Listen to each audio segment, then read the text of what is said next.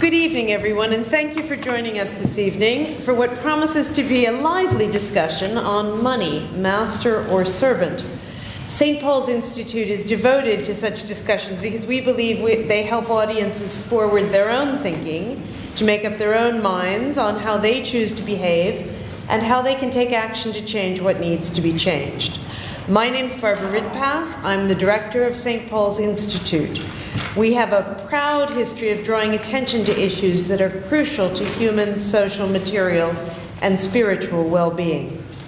Given our location in the city, much of our work has revolved around money, markets, values, and the pursuit of the common good.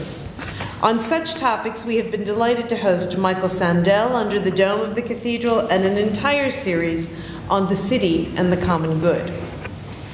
Now, I have to admit, I wasn't here when Michael Sandel spoke, but I'm a big fan of him and his books. He writes in What Money Can't Buy, The Moral Limits of Markets, that part of the appeal of markets is that they don't pass judgment on the preferences they satisfy. I would add that in a political world where people are terrified of making value judgments, it's not just the people in the market that like this aspect of money and markets. Now, for tonight's event, if you substitute money for markets and know that our first speaker has no such fear of passing judgment, as you will if you've read his book, An Idol Unmasked, A Faith Perspective on Money, you will get to hear Bishop Peter Selby. He is a long-standing friend and advisor to St. Paul's Institute. He will be followed by Dominic Johnson, chair of the New City Initiative and CEO of Somerset Capital Management, LLP, to speak about how capitalism can be made good again. And after Dominic, Ben Dyson, founder of Positive Money, will give some constructive suggestions about what we all might do differently to change our thinking about and dependence upon money and debt. For those of you who are FT readers, you should know that Martin Wolf, the FT columnist, is a big supporter of Ben's work. I will be moderating the discussion, and I will give each speaker the podium for 10 to 15 minutes for his thoughts, after which I will take the chair's prerogative to start the discussion and then ask you, please, to make sure that we've covered everything by asking any questions you have. So I will introduce each speaker in turn, starting with Bishop Peter. Peter Selby is to be congratulated for celebrating 30 years as a bishop this year. He was Bishop of Worcester from 1997 until 2007, and in 2001 was also appointed as Bishop to Her Majesty's Prisons, a post from which he also retired in 2007. Dr. Selby's interest in prisons is long-standing, as he himself is the son of refugees and served for a time as the chair of the Asylum Committee of the Refugee Council. He has served in posts involving adult education and policy development, as well as pastoral and consultancy work in South London and in the Northeast. His first position as a bishop was in Southwest London, and he undertook research into international and personal debt as the William Leach Professorial Fellow in Durham from 1992 to 1997. During his time as diocesan bishop, he was elected a church commissioner and appointed a member of its Assets Committee. He was president of the National Council for Independent Monitoring Boards from 2008 to 2013. He also recently published the book you have just heard of, and is also the author of Grace and Mortgage, The Language of Faith and the Debt of the World, which I believe was republished after the financial crisis, was it not? And he was a part of the interim directing team of the St. Paul's Institute from 2012 to 2014. He continues to be our special advisor, and I owe him a personal debt of gratitude for his help and counsel. Peter. Thank you.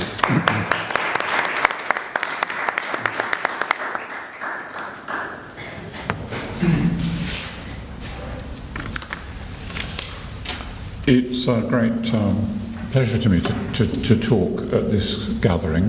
The book, which has been mentioned, tediously often I expect, you'll think, this isn't just about plugging a book. But I owe many of the insights in the book to the commission from St Paul's Institute to write articles, and I've pulled them together into that book and expanded the thinking in them. Now,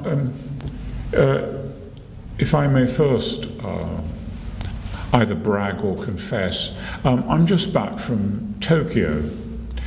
And the reason I went to Tokyo was because there was a session of the International Bar Association, which is about lawyers rather than drinking, and I was asked to address the section that was dealing with corruption.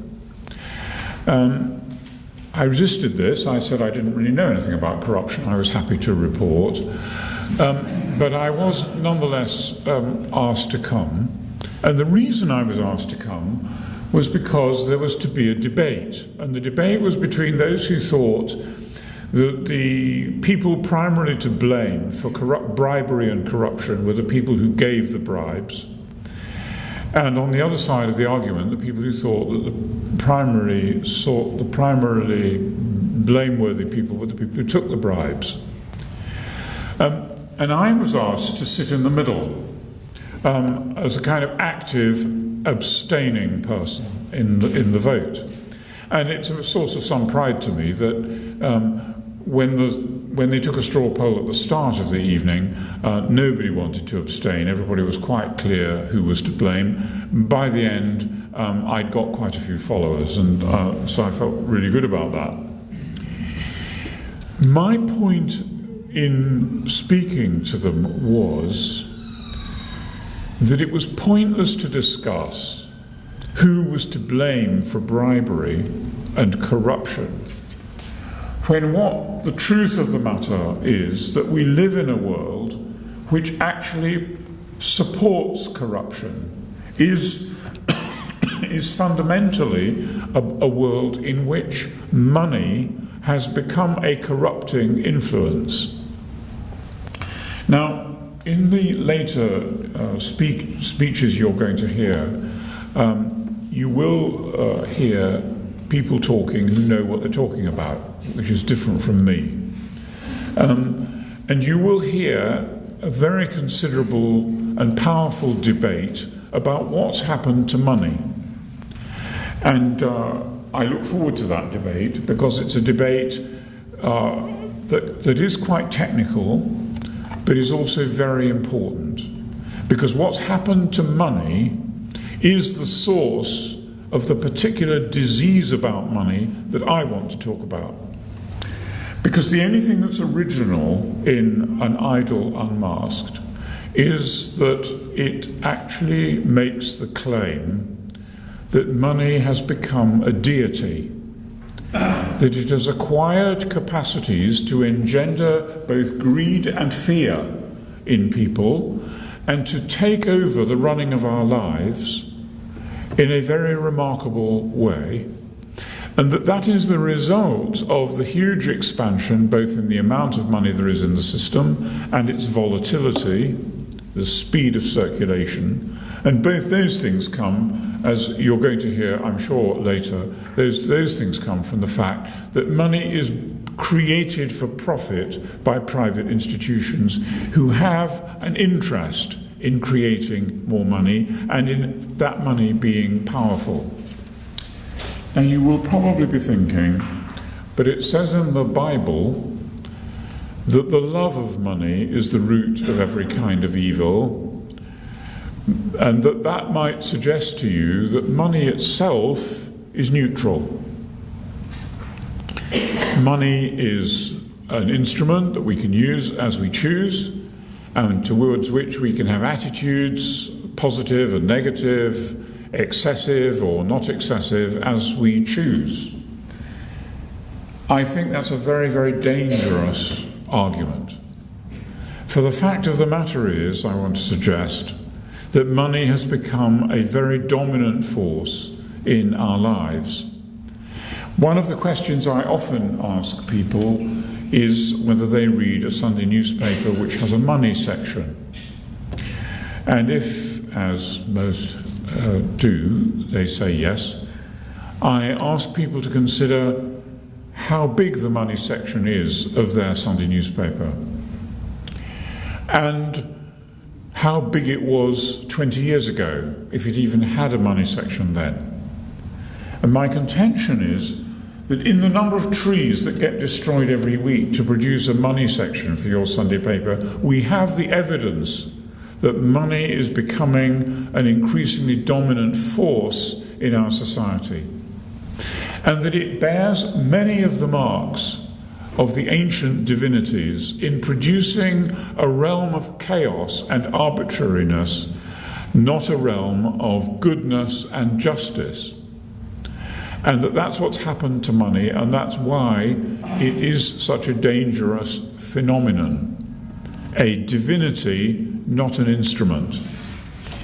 So when, in the title of this evening's session, you are asked to consider the question, is money master or servant? What I want to say is that it's a very special kind of master that money has become. It's the kind of mastery that divinities exert over humankind.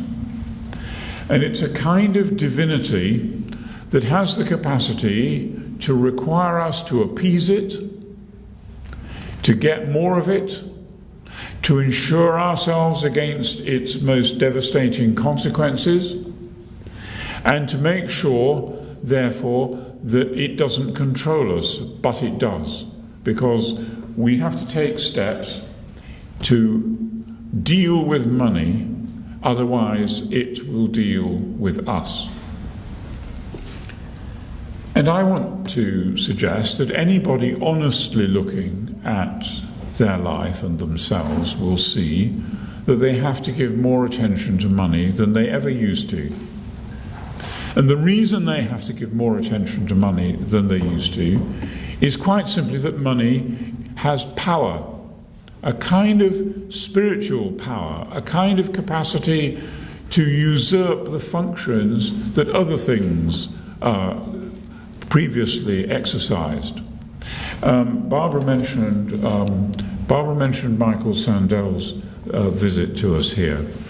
One of the things that Michael Sandel said, and it accords with something that I cover in the book, is that the inreach of markets, and that means money, because money is what is a decisive force in markets, the inreach of markets into every aspect of our lives is hollowing out, this is his expression, hollowing out our moral discourse. It is allowing money to substitute itself as the decisive factor in all sorts of situations. It was mentioned that I spent 5 years in Durham on the faculty there. One of the things that shocked me most was that when people were planning changes to the syllabus, one of the key deciding factors was which choices would be more expensive and which would be more likely to expose the faculty to being sued for money by disgruntled students. I want to suggest that's quite a new development. I don't think it really occurred to me when I was a student that you could question the grade that you'd received from your tutor. But certainly we're now in a situation where students are customers. And a customer is a person whose weight is determined by the amount of money they bring to the table. So if you structure higher education, to take just that example, on the basis that students bring money with them, either their own or the taxpayers, you will make them into something they were not before. They are not learners and pupils, they're customers. And you may have noticed that when you take a train or a bus, you're no longer a passenger, but a customer. And a friend of mine rather wittily commented that the reason why it's good for railway companies to treat you as a customer rather than as a passenger is because you remain a customer even if the train never arrives.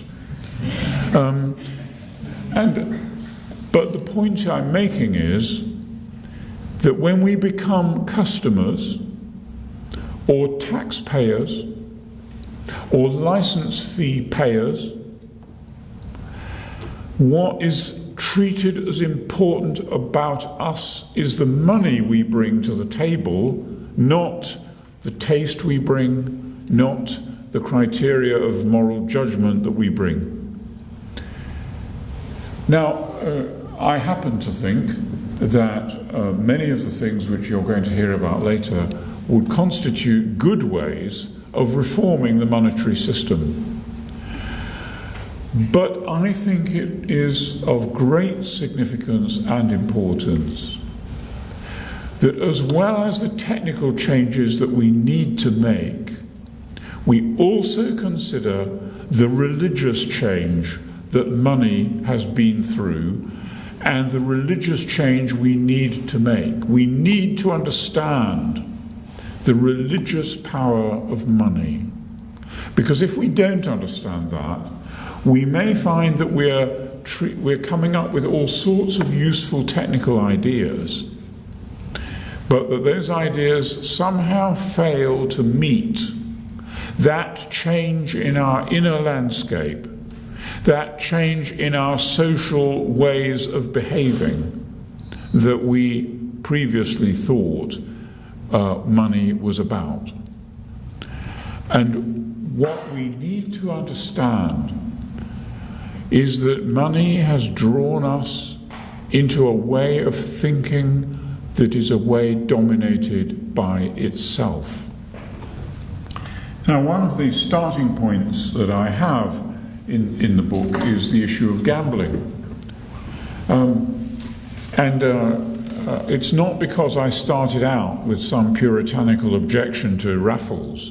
I don't have a problem about parishes having raffles, as a matter of fact, or raffling things at the parish fete.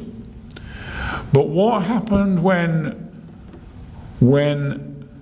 gambling became a central activity of society, when the prizes escalated, when people wanting to restore churches or run Olympic Games needed to use the proceeds of gambling, what happened then was that the characteristic arbitrariness and chaoticness of money started to become dominant in our society.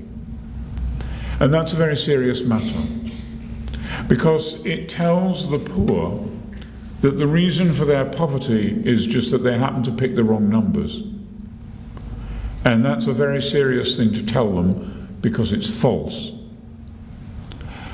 And as soon as you allow chaos, randomness, to be the determining factor in the way in which resources are allocated, as soon as you do that, you have given to money a dominance to which it is not entitled. On the piece of paper that you have that was given to you about my talk, you will see that at the bottom is an alternative way of seeing the world, a Christian way of seeing the world, which requires that we address the power of money as an instrument of chaos. And one of the sources of biblical text that I love to quote, because on the whole people aren't so aware of it, is a psalm, Psalm 82, which you'll see halfway down the piece of paper, and which is an account of God delivering judgment against the authors of the chaos of the world. And I venture to suggest to you that when it says, because they wander about in darkness and they function randomly, the foundations of the earth were shaken, I want to suggest that's a pretty good description of 2008 in my book. And what the psalm makes perfectly clear is that giving priority to the needs of the vulnerable is the absolute requirement for prosperity. People tell you that it's only if we are prosperous that we can help the poor. And that leads to the dominance of money. And what I want to suggest to you is that the faith perspective on money is this, that it is only if you are just and if you prioritize the needs of the vulnerable that you will have any possibility of attaining prosperity. And that's the case I want to advance, that we have allowed this instrument to become an idol, an object of worship, an object of fear, an object of greed and appeasement. And until we address that, we shall be very unlikely to make the technical changes we need to make to restore money to its proper place as an instrument of trade and exchange. Thank you very much.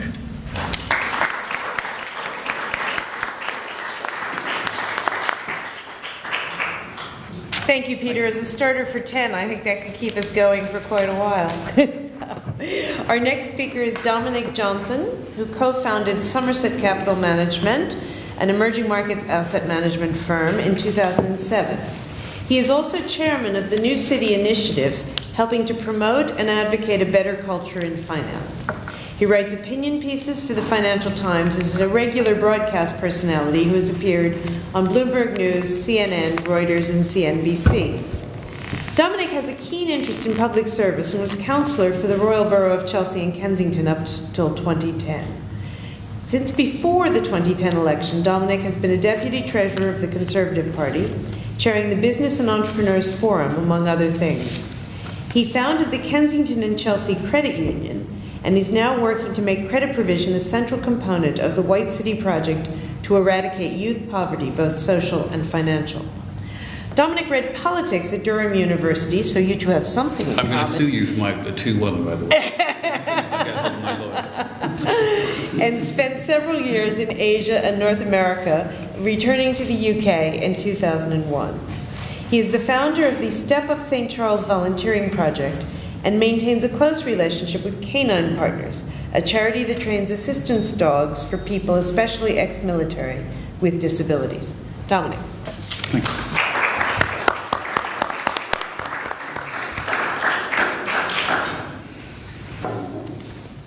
Down a bit. Is that? Can you hear all right now? It's Yes. not too sort of resonant. Peter, thank you so much for that.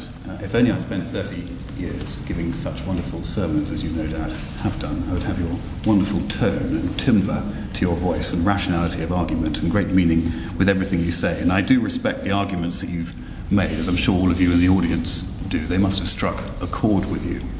I'm delighted to be invited to this fantastic venue, Barbara. Thank you so much for thinking of me and the New City Initiative. And I hadn't met Barbara before, but I had met her husband, Michael, at Durham University some months ago, when I went up to talk about how bankers should be allowed to receive bonuses, an equally popular subject, same sort of thematic as this evening. And as you can imagine, the student audience weren't nearly as nice as you, and I had great quantities of insults hurled at me and various names called, and I was booed repeatedly, and I obviously lost the debate. I mean, not just on account of that. I think Michael debated particularly strongly. But the irony struck me at the end when I was surrounded by students who I had seen them booing in the audience, clustering around me saying, "Oh, Mr. Johnson, could we come and do work experience at your fund management firm? Because once I finished my economics degree, I'd quite like to go into investment management." And unfortunately, that level of unintended hypocrisy is really what I encounter much of the time. I'm often the lone voice when I talk about money and capitalism, and I'm just surprised I'm here. Not because I was cheap. I must say, that very kind of introduction that you gave, I think if you have to say that you're a broadcast personality, there's always a slight worry, and then list the things you've been on, you can't be actually that much of a broadcast personality. But I don't think I'm here just because of the reduced cost of getting me here. I'm just surprised that I have to continually make the arguments. And I'm surprised that I feel rather like a modern doctor might feel if he was transported back in time and had to try and justify modern medicine versus the leech, or if we were talking about whether or not the earth was flat. And I'm constantly surprised when I see the TV over the weekend and I see Russell Brand, who apparently is going to run for mayor, which must be difficult since he said voting and eating glitter were as pointless as each other. It's going to be hard for him to try and garner enough votes to win an election. But I'm surprised to see he has 8 million followers on his Twitter feed. People literally wolfing down his complete mad claptrap about capitalism, about money. But it can't be that mad if it's striking a chord in our hearts. So I'm puzzled about this. So this evening I'm going to briefly touch on what I think the benefits of capitalism are. And capitalism and money read the same concept. Money itself is simply a store of value or a unit of exchange. And I know that Ben's going to talk when he speaks about the book he's written that talks about how money supply is linked to everything. But I'm not talking about the concept of money, the theoretical concept. I'm talking about what it does, what it means, how it flows around us and amongst us. And I think that's really the debate tonight, the concept of purchase and consumption. I'm going to talk about the benefits of capitalism in my mind. And I'm going to try and explain really why we fear it, why we still come to these debates, why you've given up the early part of your evening. I know that there's a free drink, but you can't be that desperate to spend 2 hours debating this subject. And then I want to talk about what that fear has led us to do, why it's so dangerous that we meet in hallowed ground such as this to discuss these issues and don't really formulate proper, in my opinion, rational views. And hopefully at the end I'll come to some solutions. It may not be the ones that you wish, but we can breathe again. And I'm going to take you by the hand and lead you up that gentle slope to the shining city on the hill where capitalism and money actually isn't such a bad lagoon to swim in, with or without your swimming trunks, as Warren Buffett said. So for me, the benefits of capitalism are numerous. We haven't ended poverty in this world, but we've substantially reduced it. In my lifetime, I'm 40, I look older. I recently came back from a trip and the passport man wouldn't let me in because it said my photograph needed to be updated. It was taken 6 months ago. I found in my lifetime the benefits of capitalism are enormous. We've reduced poverty by probably 80% globally since I was born in 1974. All the great things in our lives, all the technological advancements, the material comforts, the very fact that we can sit comfortable and warm in this room, really are as a direct result of effective capitalism, the allocation of capital to where it will get the best possible return. The religious buildings that we stand in, the arts and the culture that we adore, everything about our lives, really the best bits come from capitalism, come from money, come from what money can do when it's appropriately and properly applied. And in my mind, capitalism also guarantees my freedom. Whilst I liked reading both the books, and I might add, I had to buy Peter's, Ben sent me his for free, so the first lesson in capitalism is make sure you sell your work rather than give it away. Peter's no fool. The point about capital is that it has to flow directly to where it will generate the best possible return, not where you want it to go. And if you are free with money, if we have free markets, and ultimately you as a person, us in this room, are free, and we have these freedoms, and it's not surprising that those countries where capital is most restricted, people's lives are most enslaved.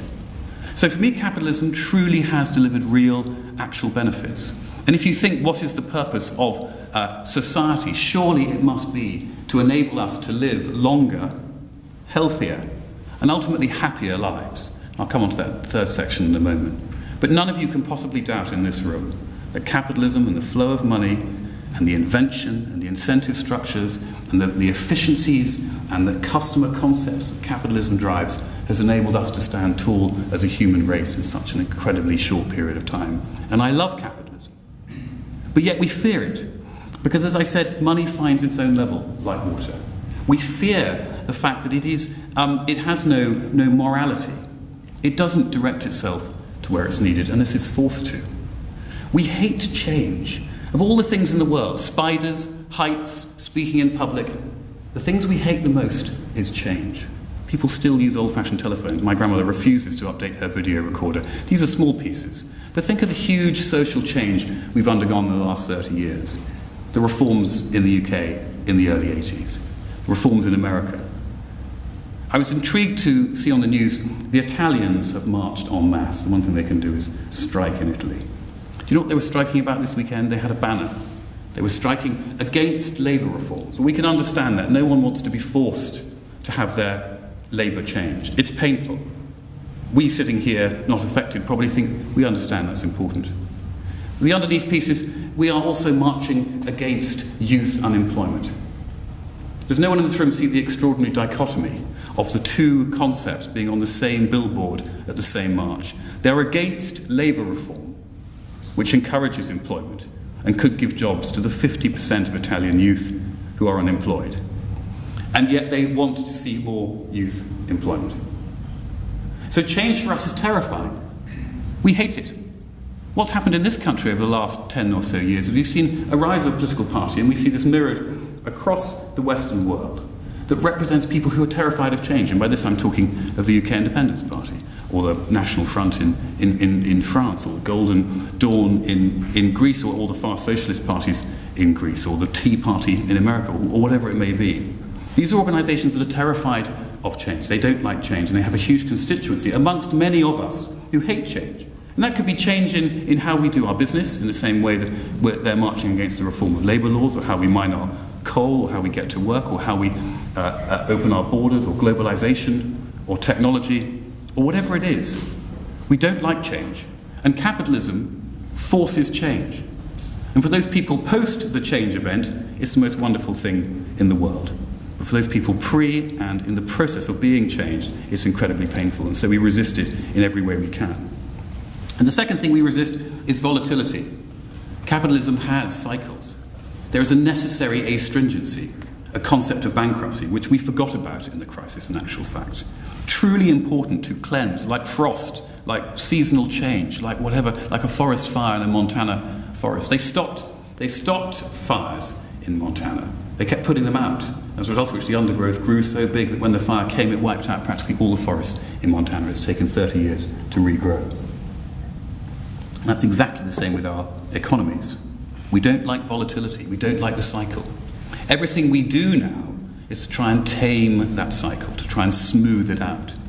So what are the effects of these fears? The fact we don't like change and we don't like volatility, which is at the core of capitalism, which yet has given us this wonderful bouquet of life, wealth, materials, health, and longevity. We do everything we can to stop change and everything we can to smooth out volatility. And we do this through either the creation of extra money, because we don't want people to not have enough when the time comes, to overtaxing, to crony capitalism. My contention is this: it's through our fear of capitalism, through our unwillingness to live alongside it, our desperation to try and tame it. And democracy pushes us that way. Politicians must do something about whatever it is, and particularly the cycle. And parties arise, as I've said, to confront the concept of change or volatility that's so incredibly necessary. So everything is done to avoid capitalism. And the result of that is exactly what we saw in 2008. Huge imbalances. Because money didn't go to where it should have gone, where it could have generated the best possible return. It was given to people who needed it. Poor people, who should be allowed to buy a house. Why should I be the only person allowed to buy a house, of someone who works in a wealth management firm? Surely it is right and just that people who don't have as much money as me should also have the opportunity of home ownership. So what do? We lend to people who ultimately couldn't afford to repay the money they borrowed, thus creating an incredibly dangerous and powerful subprime mortgage, forced upon us by politicians, by us, by ourselves, trying to yet again allocate money inappropriately. And the second piece, which comes from change and volatility, is the pushing of money towards where it's least efficient in terms of crony capitalism. And my real bugbear as a CEO of a small boutique asset management firm is that the enormous organisations are artificially created by us, the governments, the body politic, the democracies, because we're so frightened of bankruptcies. They get so large, they become effectively a producer cartel that doesn't serve any of us. My own experiences with my bank are appalling, because we are not actually treated as customers. We are powerless, because money has not flowed in the appropriate fashion. They are no longer at the mercy of the the market. They are simply at the mercy of a small number of governments who want to prop them up because they see that as the best way to reduce change volatility and just get to the next election. So the result is huge imbalances. The result is corruption. The result are cartels, crony capitalists. The result is to push people towards gambling because money doesn't flow properly. The result is effectively money becomes a deity because it's controlled, it's not flowing. A deity isn't water. It's something that you have to clutch onto because otherwise it'll be gone. Incredibly dangerous situation we've created because of our fear of something that's so powerful and good. The more we interfere, the worse it gets. And even now, we're trying to bypass the banks and bypass the rule of thought and law by promoting peer-to-peer lending. Well, I'm a great capitalist, but does it not make you a bit perturbed that banks won't lend money to organisations, and so we set up these websites where, with no guarantees, with no regulation whatsoever, we can just pour money into a supposedly higher interest rate without understanding where it goes? So everything we're still doing in the face of the crisis is making the situation worse. And the final piece of this is regulation. This is what I campaign against a lot. For me, it's about a plethora, 1,000 flowers blooming of small businesses. That's how you get an effective capitalist system. That's how you get money moving. No organisation too big to fail. Everyone trying to respond. Everyone trying to change. Everyone coping with volatility. But all regulation has done is made you feel safer tonight in your mind. That's nice. But it's destroyed the small businesses and yet again pushed more resources into the large producer cartels, making the system even less safe now, possibly, than it was in 2008. And all the other problems that we have with our perception of how modern capitalism is interpreted running through that. So, a positive solution. This is what we want. The deep breath. We'll take a deep breath together, because it's not actually that bad. I would suggest that we don't look upon money either as a master or a servant, but we look upon money as something that flows around us, a partnership with capital, where we understand its benefits and don't try and control it. We educate ourselves properly so we can cope with change. We manage our expectations so that we can deal with volatility. And from my point of view in the New City Initiative, I've been pushing a concept of partnership-owned specialist financial services businesses. It's no surprise to any of us that no partnership, as far as I'm aware, in the UK went bust as a result of the great crash in 2008. And the reason is they're better structured. You care about what your peer does.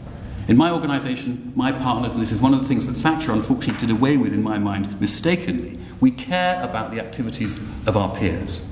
One of the things you read about again and again in the banks is no one knew what anyone else was doing. And that's because they didn't care. You don't care what someone else is doing unless it matters to you. So you structure organisations where you have proper partnerships, employee ownership, real alignment of interest. You have to put your money alongside the customer, and you immediately start getting better ethics and a better culture through a stronger structure. And the final piece I'll say is, I think that Christianity and capitalism are very in tune. I don't believe that capitalism and money is somehow a separate dirty concept.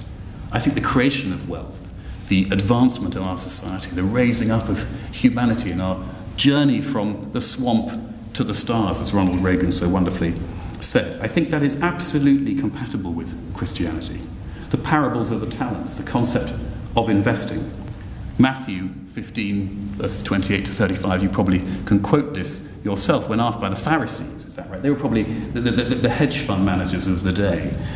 They say to Jesus, should we pay tax?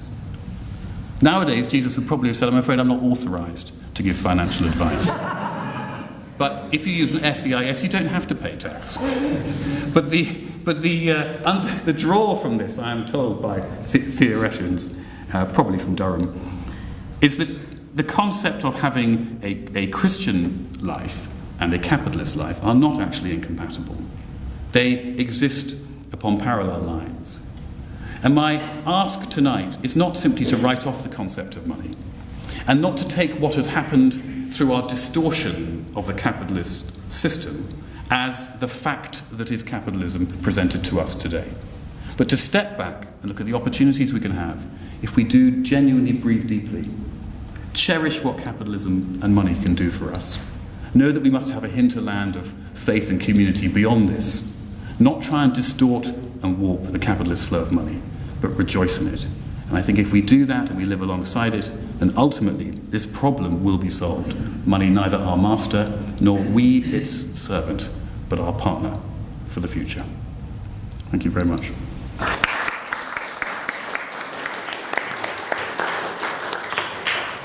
I'm half tempted to ask for a vote at the end of this to see who does best, but I shan't. Our next speaker is Ben Dyson. He is the co-author of Modernizing Money, Why Our Monetary System is Broken and How It Can Be Fixed. I'm editorializing a bit because I find his a fascinating bio, because he studied economics at SOAS for 2 years and decided it didn't have much to teach him. And he was better self-taught. Because mainstream economics didn't have much relevance in the real world. There are a lot of students agreeing with him these days. So he started a business with some friends and found himself very successful, I believe, in that business. But was still, is it fair to say, concerned about the fact that you hadn't gotten to the root of the intellectual puzzle you were working with? Yeah. And a courageous soul, he went off, quit his job, did some freelance to keep hand and mouth together, and spent the other half of time trying to figure out this issue about the monetary system by doing a lot of reading and thinking and writing. So in 2010, he formally launched with some others a not-for-profit called Positive Money. And this idea has two meanings: that money and finance can be a positive force if the system is well designed, and that money can be created as positive money without the mountain of debt that is inherent in the current debt-based system. So I hope you'll understand that even better than we could have planned, this is a wonderful triumvirate of speakers. Ben. Thank you.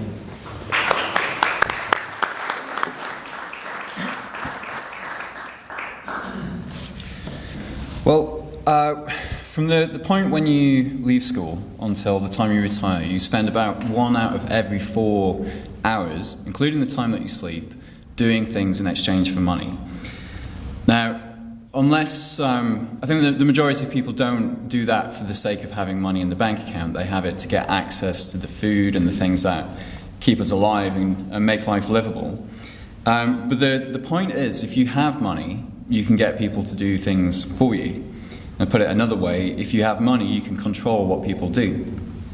So it's interesting, firstly, the question of how do you get that money? Let's just assume everybody's honest and nobody lies, cheats, steals, or missells in order to get their money. That means you then have to create some kind of value and offer it up to society. You sell something that other people value, a good or a service.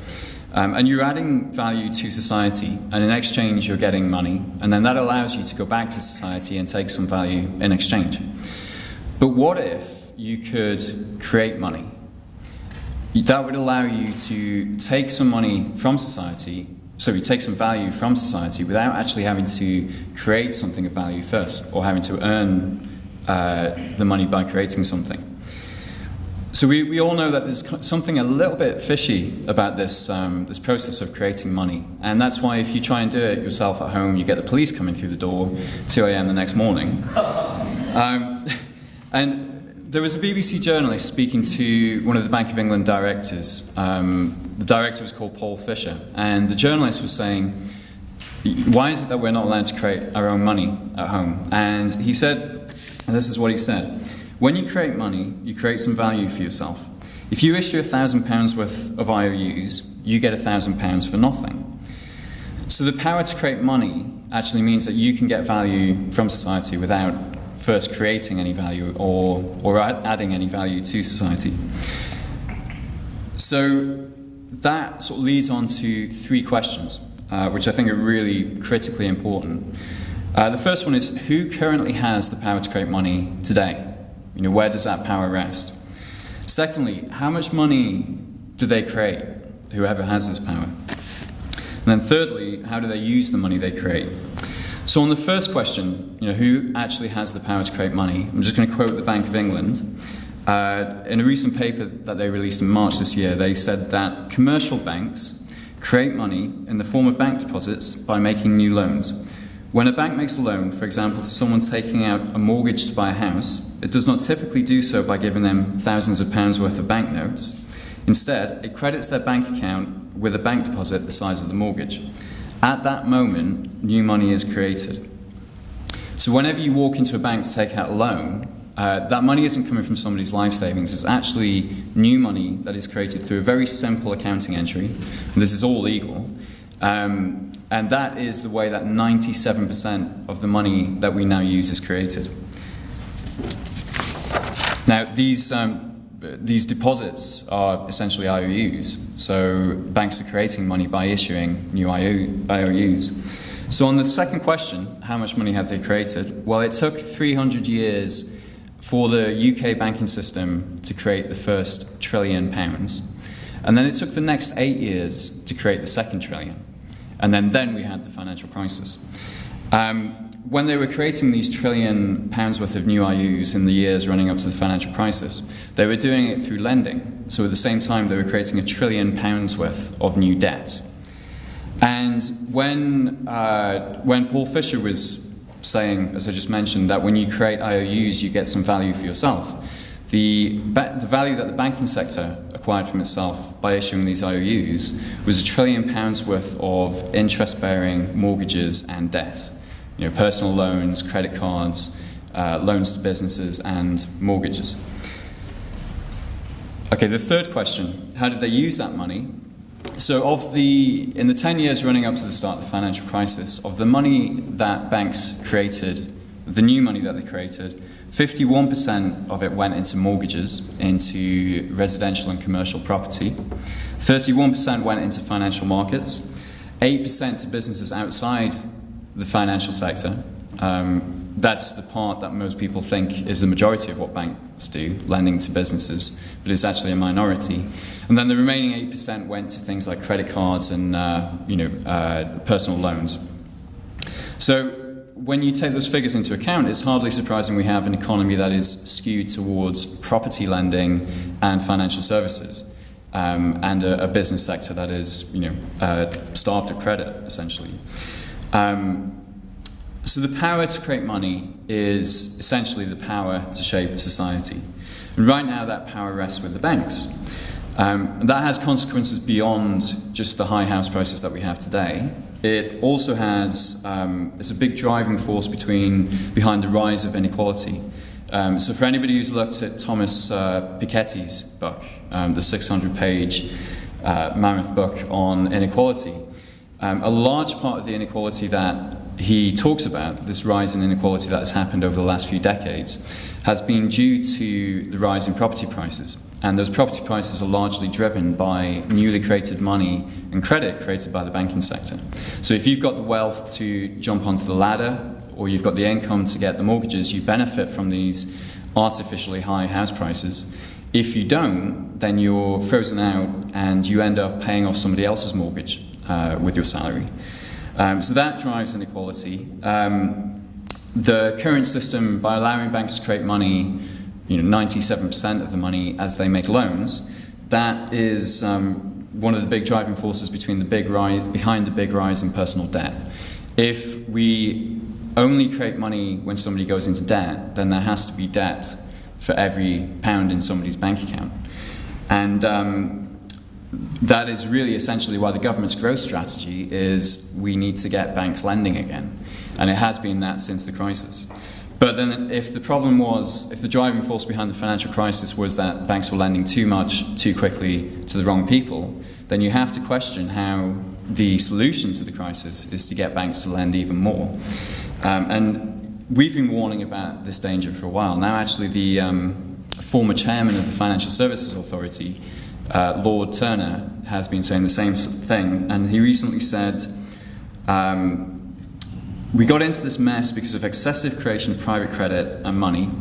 We should be concerned if our only escape route implies building up a future excess. So, too much credit and debt was what caused the crisis, and right now the strategy is to have more credit to keep the economy going. So, if anyone has the power to create money, we need to make sure that their interests are aligned with the interests of society and the economy as a whole.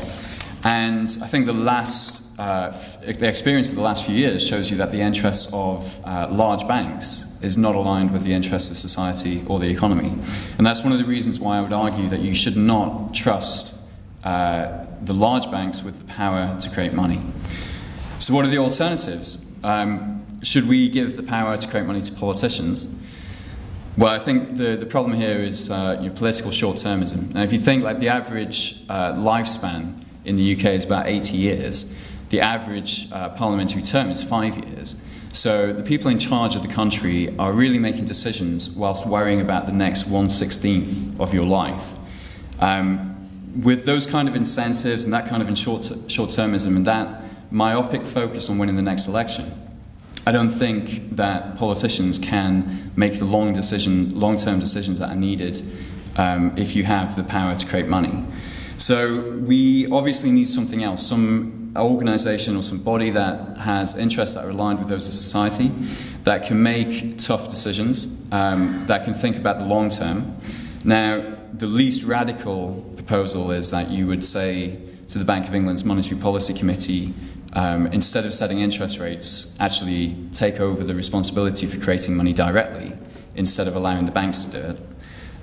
You could go more radical and you could say we need like a new body that is more democratic, more transparent, more accountable than either the Bank of England or the Monetary Policy Committee. And there needs to be a debate there about really who do you want to trust with this power to create money, with something that can shape society in the way it does. But how specifically should we stop banks creating money? Well, there's been a proposal for this that has been, actually came out of the Great Depression of the 1930s. It's a proposal that stops banks creating money by preventing them from issuing the demand deposits, the numbers that appear in your bank account. So that the only kind of real money would be money that is created by the state, by the Bank of England, and then everything else would be investments and risk-taking. This proposal initially came from Irving Fisher in the 1930s. Since then, it's been spoken about by people like Milton Friedman, by James Tobin. In one way or another, Mervyn King, the former governor of the Bank of England, has spoken about this in the last few years. So has Adair Turner, the former chairman of the Financial Services Authority. An economist at the International Monetary Fund has released an economic model of how this could work and concluded that it would have significant benefits for the economy and actually for economic growth. And then most recently, Martin Wolf, who is the chief economics commentator of the Financial Times, has written a paper, an article in the Financial Times entitled "Strip Banks of Their Power to Create Money." His conclusion was that this proposal would bring huge advantages. It would be possible to increase the money supply without encouraging people to borrow to the hilt. It would end too big to fail in banking. It would also transfer seigniorage, the benefits from creating money, to the public. Now, I'd need another 30 minutes to explain specifically how you do it, so I'm not going to inflict that on you. If you are interested in the details, the book, Modernising Money, goes through that. There's also a shorter paper which you can get from the Positive Money website, and that's a free download. But the priority right now is to make sure that we have a public discussion about who we actually want to have this power to create money and to decide where that money goes. And in case you're thinking, surely all the experts and the policymakers are already aware of this, and as members of the public, we don't need to worry about it. Positive Money just commissioned a professional survey of members of Parliament to find out what they knew about money. 71% of those MPs that responded, of the 100 MPs that responded, said that only the government has the power to create money, including the electronic money in your bank account. Now, the reality is that 97% of money is created by the banking sector when banks make loans.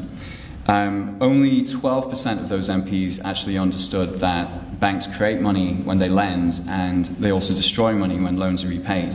So, a tenth of our policymakers understand how the monetary system works. And with so little understanding of money amongst those key decision makers, it's not surprising that we don't have a monetary system that works in the interest of society and the economy. The last debate in Parliament on the monetary system specifically was about 170 years ago, and we're actually lobbying now to have another one before the end of the year. So the first step in changing this is to get people to understand that we have a choice about how we want money to work, who we want to create money, and that's what we're trying to do. That's the debate that we're trying to provoke, and tonight is part of that. So, thank you.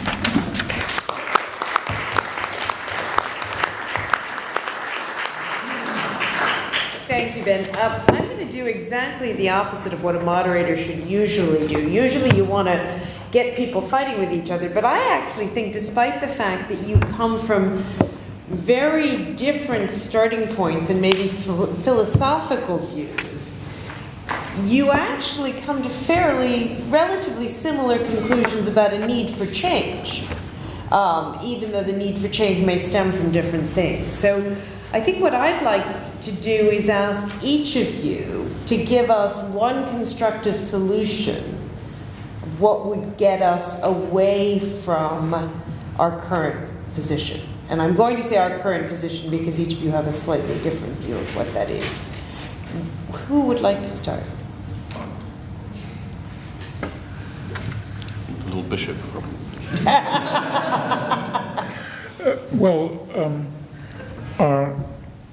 One of the things you learn by passing through the education system is that if you're asked a question, the thing to do is change it to the question you would have liked to be asked and answer that instead. That's the political system too. I think what I want to say is that my main question after listening to all of this is a question to Dominic, which is, if things are that good, why are they that bad? Why is it that we have been brought by this system to the brink of such a level of climate change and such a level of resource depletion of the planet that we are in imminent danger of not being able to bequeath it to our grandchildren? That's what, and that arises directly, actually, from issues that Ben has touched on, because it arises from the fact that capitalism works by treating the planet and its resources as a credit card, only are much better than credit card than the ones you can get from the bank, because it has no credit limit and no repayment date. And so that's how we've treated the world, and that's how this system treats the world. And what I want to insist, if I may, is that the subject of this evening's conversation is about money. It's not about capitalism. And Dominic did exactly what I'm doing, which is that he changed the question. He changed the question to a discussion about whether we think capitalism is a good idea. And of course, if you make the question that, everybody gets into a terrible mindset of thinking, well, of course, the alternative is Stalin, or Mao Zedong. I'm not talking about a society which is based on civil servants going home at night, fixing the prices of 53,000 items to appear in the shops tomorrow. I'm not talking about abandoning the market. I am talking about not allowing money to have a market, because the creation of a market in money has had all the devastating results that Ben has talked about. The reason why the property prices expand is simply said by Mark Twain. If money increases in quantity, the price of land will go up, because, he said, they're not making it anymore. And actually, if you look at the state of the British housing stock, you will see in front of your very eyes the massive accumulated debt of uncarried out maintenance, which is the situation that exists because it pays people to look at their dodgy roof, and instead of setting aside the right amount of money each year to look after their house, to treat it as a capital transaction at the point at which they move house. So the next person borrows a bit more to buy it in order to repair the roof, and you borrow a bit more to buy your next house because you've had to accept a lower price for your house. But it's all done by the smoke and mirrors of money created as debt. And I think what that has allowed money to do is to become a dominant force in capitalism, which it has no right to be. It is no longer an instrument and has become a dominating force in our lives. And that's really what I want to say when I hear the attempt to change the question to a discussion about capitalism, because that's not what the subject's about. Well, I have great sympathy with your views on climate change and other global issues. And as a good capitalist, and I'll come on to highlight the link between capitalism and money, it isn't appropriate to deplete your resources. You need to have systems that drive sustainability. One of the conversations we had before we sat down this evening was I have the privilege of managing some of Peter's pension, since he's a retired bishop in the church pension fund. And if you read his excellent book, he talks about decisions made for their most efficient end. There was a housing project that was sold to the highest bidder rather than to an organisation that could have made better social use of it. And my argument that is an exceptionally important thing to have happened. That money, and it is about money, money is the water that flows through the rivers of our life. Money has to go to where it is going to generate the greatest possible return and greatest efficient allocation of capital. That has to be at the core of humankind. And everything we do to distort that produces the sorts of angst and problems that we suffer from today. So those 2 points you mentioned, climate change, well, my view is that the reason why we are having so much problem with global warming is because some of the industrialized nations where we invest simply do not allow capital to flow effectively and protect their industries. So this is, again, governments forcing capital to go in the wrong direction by protecting, in many instances, outdated, capital-intensive industries that pollute our environment. So this is an argument, I hope, in my favour. And the second point on property and property prices, it isn't the availability necessarily of credit that drives property prices up. In this country, what is it that drives up property prices? It's the fact there aren't enough properties for people to purchase. It's a simple case of supply and demand. If we build more homes, which no one wants to do near them, property prices will stabilise.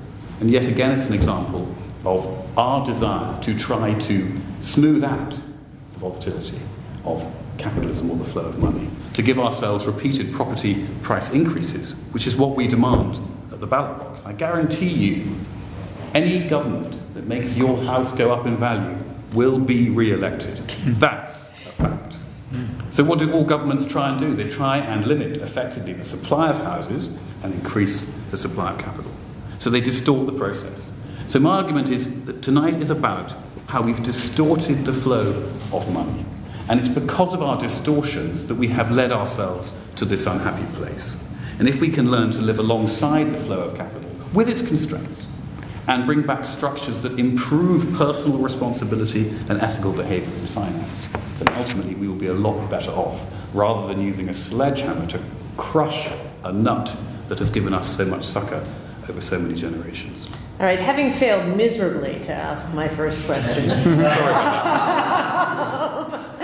I'm going to try and bring Ben in by asking all of you, or those of you who want to comment, whether it matters how much money is in the system or not for what Dominic wants to happen. Do you see what I mean? Does it matter? Because having done a little Milton Friedman, you know, there's a stock of money, and if you'll bid things up on that stock of money. So does the actual stock of money that exists matter to the functioning of the system?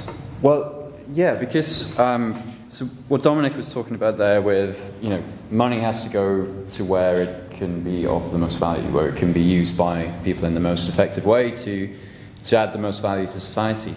That is the classic story of capitalism, but there's an assumption there that there is X amount of money and it can only go so far, and whoever comes up with the best use of it will get it because, you know, the markets will allocate it so. It completely ignores the fact that you have a small collection of private companies that actually have the capacity to create new money effectively out of nothing. through some very simple accounting. And once you factor that in, suddenly this whole story of capitalism and money going to where it's most used starts to fall down. So on the issue of house prices, like the supply of houses in the UK is definitely one of the reasons why houses are so expensive. But in most developed countries, running up to 2007, they had property bubbles. If you look at Spain and Ireland, house prices shot right up. In those countries, they did build a load of houses that nobody actually needed. So once the credit stopped, the prices came right down. In the UK, we've had incompetent governments for the last sort of 20 or 30 years who have not been building enough houses themselves and have not been allowing private house builders to build enough. And the result of that is the house prices have gone up and stayed up. But in terms of the credit is absolutely essential to driving those prices up as well. It's not just the shortage of housing in itself. So yeah, it does matter. It matters how much money there is, who's creating that money, and how they decide how to use it. Okay, and I have one other, and then I will open up to the audience, because this is a terrible habit of mine of taking over all the questions, which is there has been a move in some places, I think Brighton's one, or Hove, where they create local money. And I'm presuming the police don't come and arrest them at 2 in the morning. It's in Devon, isn't it? There are a couple different places now in the UK where they've done this, and it encourages you to spend locally. And so your money can't be used. I mean, it's kind of like if Scotland had won on the referendum, your money can't be used on both sides of the border. But you can only spend it in local shops. How do you feel about that as a solution for at least containing what's used? I mean, those local currencies, there's one in Brixton, there's one in Bristol, in Totnes, in Lewis, but they're all quite small in terms of the actual volume of money that they have. And they can do some good things on a local basis, but given the scale of the problem with the national monetary system, they can never hope to offset the harm and the distortions that are done by that. So you have to have reform of your national currency and monetary system as well. I just wanted to say one quick point, which is the comment Ben was making about the housing booms in the Mediterranean countries. Why was that allowed to take place? It was because the European project allocates capital for political reasons rather than for economic reasons, which is why we are so nervous about what will happen to the future of the European project. So that I think goes back to my point, to the belief that distortions have led to these problems. And I think you touch on Scotland.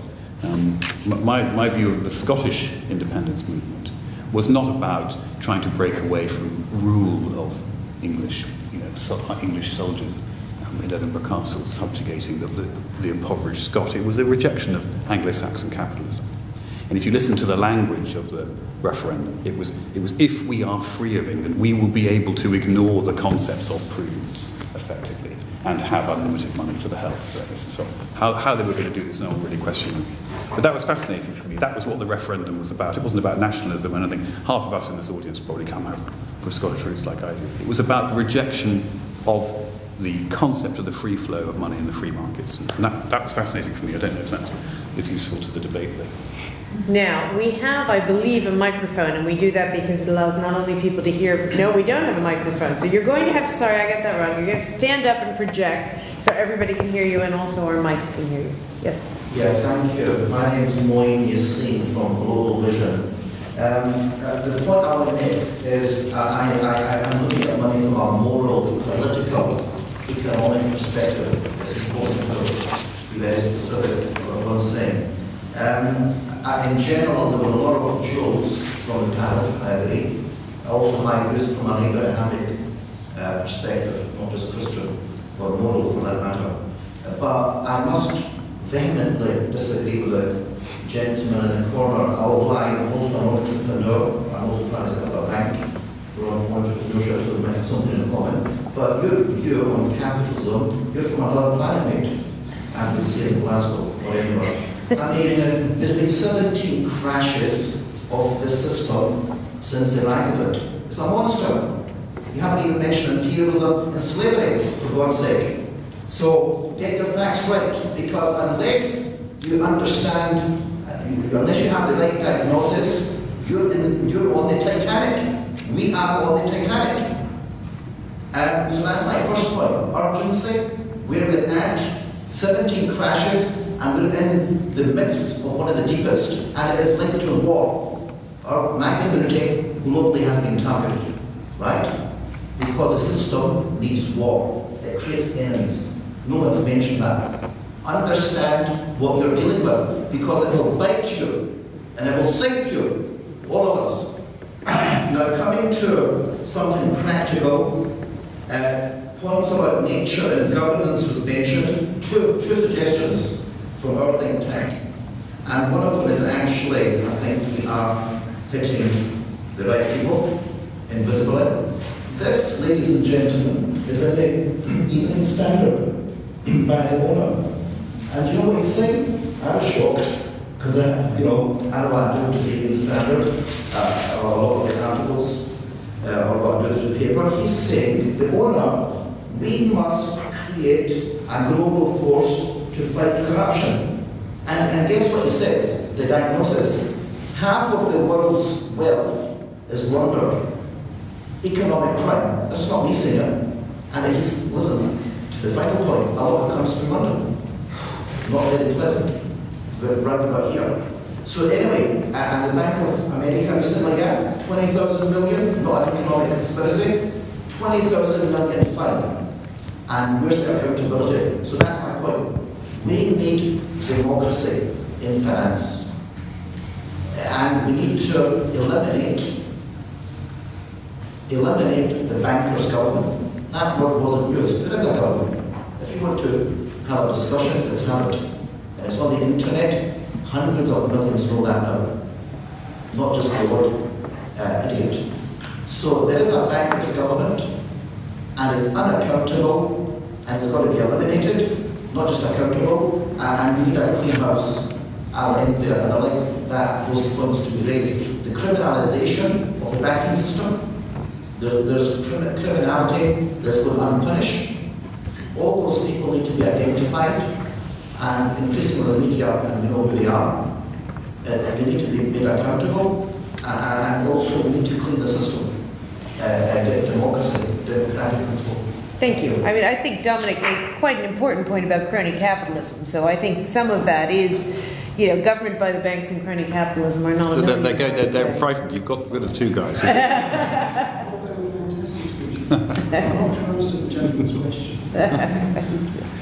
There was a question over here. Yes, there. Actually, my name's Tom. I'm the manager of the Brixton Pound, which is what the... I apologise for getting the location wrong. It's hard. There's a few that are in the UK. There's a lot of Mason projects as well, but they do require a lot of groundwork to get them going. So I think over the next few years you probably will see a lot of, not just in local money, but as you've seen sort of cryptocurrencies and other business-to-business style ones. There's so many examples of currency innovation that have existed for quite a long time, and I think they're going to actually increase over the next few years as people look at alternative solutions. Just to go to one of the points that hasn't really been raised, is this idea of actually it's the way money that is created as interest-bearing debt, and no one actually mentioned the word growth, and it's actually that is the problem, is that money created as interest-bearing debt means that there is more debt in the world than there is money to pay it back. So actually the point that Revd Selby made at first about how money is increasingly entering domains of our lives, it's because it has to, because we have to find ways of turning resources into new commodities in order to pay back the interest on the money that's actually being lent back out to us.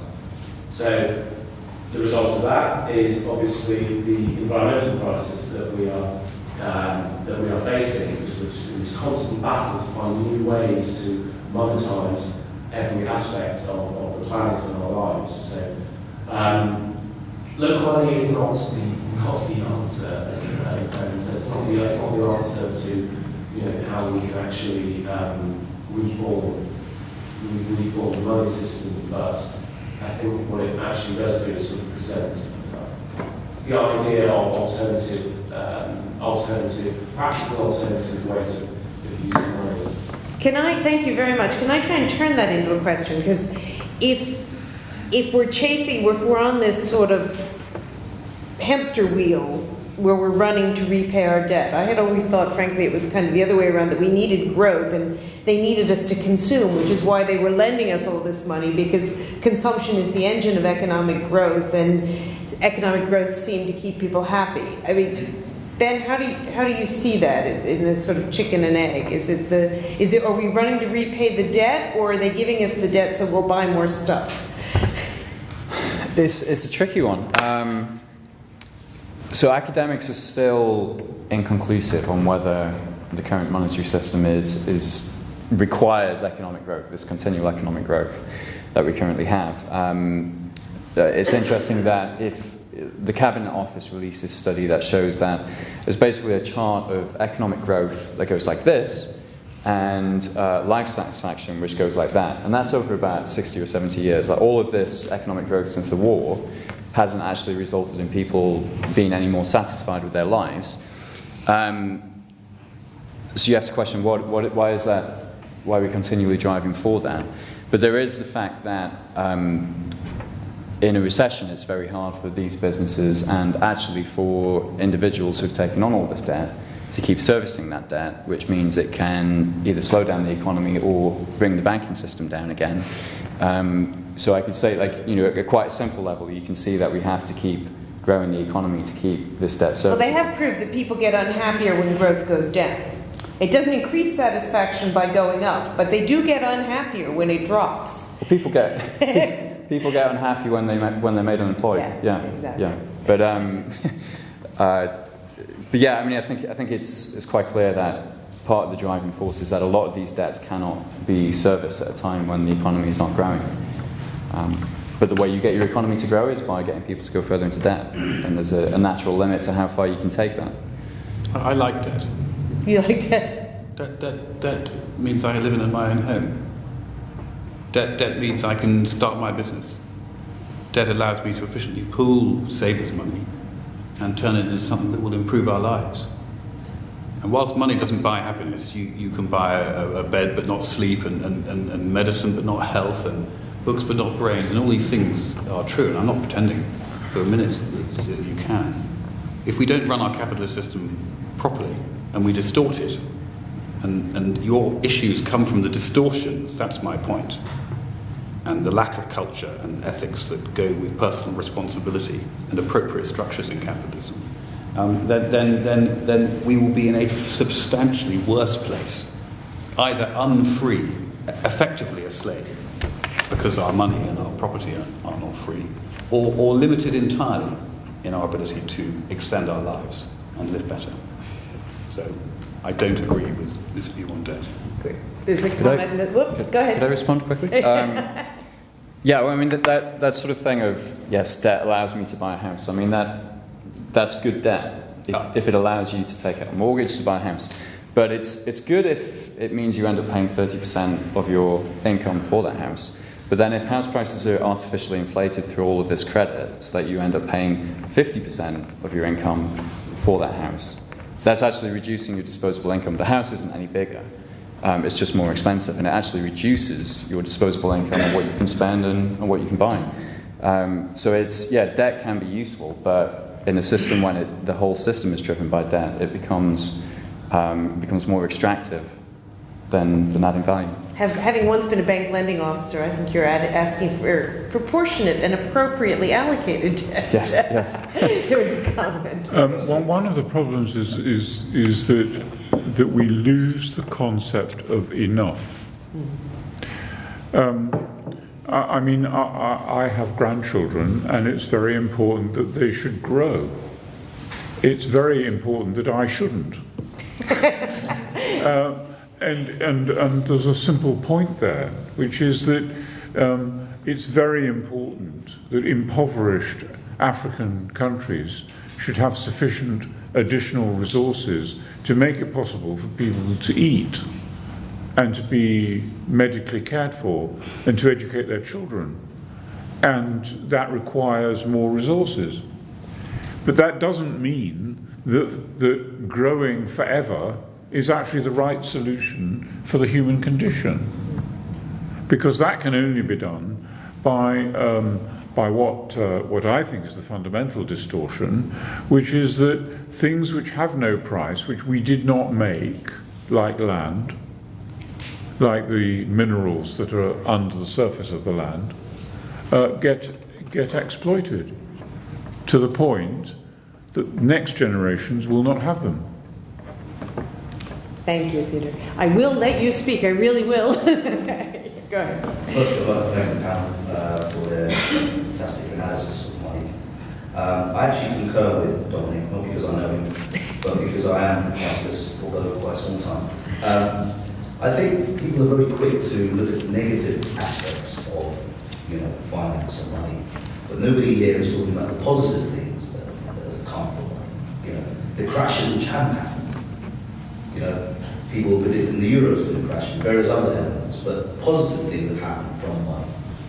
But to cut to the chase, I would like to point out what Dominic mentioned, which was in regards to volatility. Now, like any system, you will have chaos when you build it. So when it comes to volatility, for example, in trading terms, you put risk management facilities in place. So with respect to risk management, we're looking at regulation. Now, as we know, the issues which have stemmed from subprime issues, there's now very strenuous improvements tests which are coming from the banks. So people here are not saying, okay, we've seen change in the last 2 years, but they're very quick to blame bankers, blame councillors, when, well, if you're in a room full of sharks, you're not going to jump in unless you can handle the heat. So people that have gone in for those investments or those mortgages, they should have understood the risks in the first place. Similar to gambling. No one's forcing people to do these things. If you can't afford to do something, you don't go in. So, anyway, I'm looking at things from a positive point of view. And I think it's a bit unfair to blame bankers or to blame governments. You need those things in place. So, anyway, I hope that's made some sense. Thank you very much. I'll make sure you get looked after later. Yeah, but hang on. Nobody here is blaming bankers as though this was some kind of moral failing. I mean, there were blameworthy bankers, certainly, but that's not the issue. The issue that is being pointed up is a systemic one about the way in which money is created and the result of that. It's not surprising that, the word flow has been used quite a lot, and we speak of liquid assets. It's not surprising that if you want to have a system that is funded by the creation of new debt by banks, that there will be some bankers who go off the rails. But that's not where the blame rests. What has to happen is the disciplining of this deity called money so that it ceases to be arbiter in human affairs. Thank you for that, Bishop. I'm not so much blaming you any happiness, but I've heard some people it happens all the time, they blame people, but as you say, we need to get back to the of course. Well, one of the reasons we do these things is because we like the diversity of views we get, and sometimes we often preach to the converted and talk to only people who believe what we believe, and I think it's extraordinarily important to get a diversity. And there's someone in the back of the room who would like to say something. Thank you. Raj Mothram, the diversity of the panel was great. The point I'd like to talk about, or get us to focus on, is the way that money is now controlling politics, much more so than it ever did. And I think it's clearest in countries like, in the Western world, it's clearest in the States, where there's a very high correlation between the kind of political gridlock and the income disparities. But if you look at all the really stuck problems, all the problems where which should be amenable to pragmatic pro-capitalist reform, be they changes in subsidies to dirty energy versus green energy, or better auditing practices, or just all these very practical which would be obvious. They're completely stopped by very powerful vested interests. And so I guess my question is, how are we going to deal with the fact that money is actually the political master of our process now? I'm happy to make a comment on that. Sure. And I've campaigned to try to clean up how donations are made in British politics. And I think you make a very, very important point, particularly about some of the political systems, such as the US, where the political system has become distorted. That's nothing to do with the sort of flow of money concepts that we're talking about on this panel. I mean, ultimately, that is corrupt, and this goes back to my constant complaint about the producer cartels that have been allowed to appear, be they oil and gas or financial services or whatever it is, who, because they're so singularly dominant, and we are as consumers so fractious, are able to force the political debate. And this can range from direct campaign contributions in the States to other ways to pressure and lobby. So it is not just a simple relationship of that. It is a concept in itself. And great politicians are advocates of competition and creative destruction. So they're the ones who I think we need to be making sure that we support. Good. I think we have time for one more question, and there were a couple other hands up. I'll take two, because there's a gentleman in the back that I'm pointing at, and I'm sorry if any of you are terribly upset by my pointing. I don't know how else to show it is, and then this gentleman here, and then I will offer you all a drink. Thanks. Yes, sir. Oh, sorry. Yeah. Brief question to Bishop Peter. On assumption, which I agree with about the need to control money, could you give some specific examples, perhaps, of how you feel money could be controlled? And if that is, the solution is largely in the political realm, my question would be, is there a role for churches as part of that task? Do you want to take the other question first? Okay, yes, let's do that. Thanks, Mark. Come back to something that Bishop Peter said as well in relation to that psalm, is one of the elements written, people shouldn't do things if they can't be paid, that sort of comment. Capitalism, economic theory, going back to when I studied it hundreds of years ago, it was all about rationality, it was all about perfect markets. Capitalism thrives, those who succeed on the basis that they know more or are better or are able to persuade others who are weaker than them to make decisions that are not in their interests. And I think it's that issue of protecting the vulnerable, which I'll take away today as a reminder. But I think that concept of just letting things go free is strong. In the end, takes something away from our communities that's important. Peter. Well, let me just comment on, and I'll take an example that's in the book, which is one that's seared into my memory because I was personally involved. One of the ways in which money has extended its reach into areas of our life for which it should not be arbiter is the requirement on charities, that includes churches of course, to maximise their returns. What that does is to allow money, because it's got numbers on it, to be determinative of values.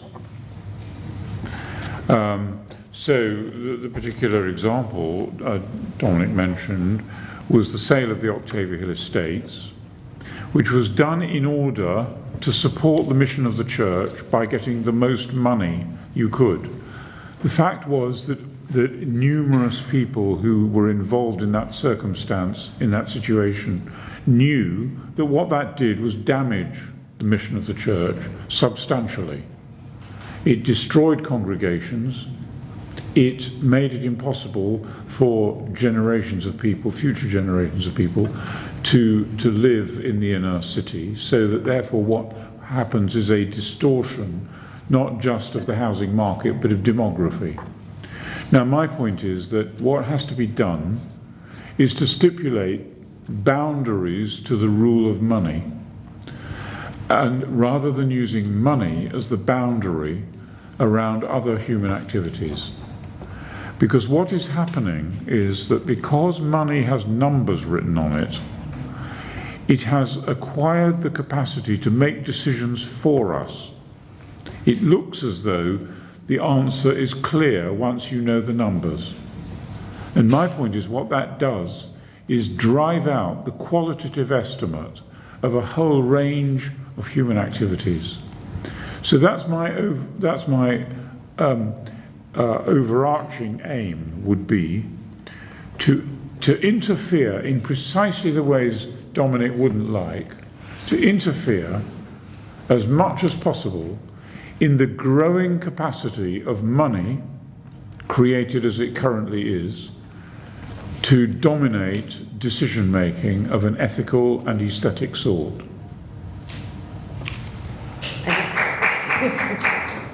And I'm going to use that as a note to close on, so that if any of you would like to relieve yourselves of the false idols in your pocket, there will be books available for sale at the front of the room after we close here. For those of you who want to do that, you can do that and then join us for a drink outside, to which you are all cordially invited. But first of all, I would ask you to join me in thanking the panelists before you go through.